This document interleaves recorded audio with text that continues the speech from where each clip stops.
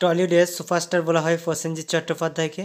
গোটা বাংলা ইন্ডাস্ট্রি এই মুহূর্তে প্রসেনজিৎকে খুবই মেনে চলেন। কমার্শিয়াল সিনেমা থেকে অন্যান্য ধারার সিনেমায় নিজেকে প্রমাণ করেছেন সকলের প্রিয় এই বুম্বাদা। শুধু অভিনয় নয়, টলিপাড়ার নানান সমস্যায় এগিয়ে আসেন তিনি। তার অভিনয় নিয়ে নতুন করে বলার কিছুই নেই। তেমনই প্রসেনজিতের সম্পর্কে অনেক অজানা কথাই কিন্তু জানতে চান তার ভক্তরা।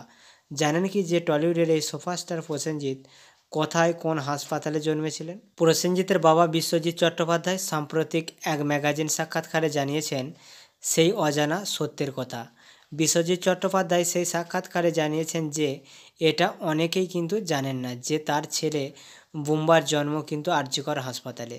বিশ্বজিৎ চট্টোপাধ্যায় জানিয়েছেন যে প্রসেনজিতের জন্মের দিনটা এখনও তার স্পষ্ট মনে আছে। সেই সময় বিশ্বজিৎ অগ্নিবন্যা নামে কিন্তু এক ছবির শুটিং করেছিলেন।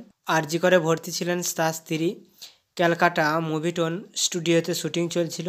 এই সিনেমা শুটিং চলাকালীনই হাসপাতাল থেকে বিশ্বজিতের কাছে বন্ধু ফোন করে যে বুম্বার জন্মের খবরটা দিয়েছিলেন। তাই আরজিকরে যখন এই ঘটনা ঘটেছে বিশ্বজিতের কিন্তু বারবারই পুরনো স্মৃতি মনে পড়ছে। বিশ্বজিৎ মুম্বাইয়ে থাকলেও ছেলে প্রসেনজিৎ ও পল্লবীর সঙ্গে নিয়মিত যোগাযোগ তার ছিল। ছোট থেকেই প্রসেনজিৎ রূপালী পর্দায় কাজ করেছেন। শিশুশিল্পী হিসাবে অনেক কিন্তু ছবিতেও দেখা গিয়েছে প্রসেনজিৎকে।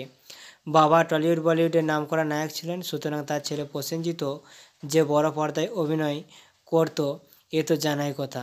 আরজিকর কাণ্ডের পর প্রসেনজিৎকে সোশ্যাল মিডিয়ায় সরব হতে দেখা গিয়েছে, হেঁটেছেন প্রতিবাদ মিছিলেও। নিজের জন্মের জায়গায় এই ধরনের ঘটনা ঘটায় মেনে নিতে পারেননি সকলের প্রিয় এই বুম্বাদা।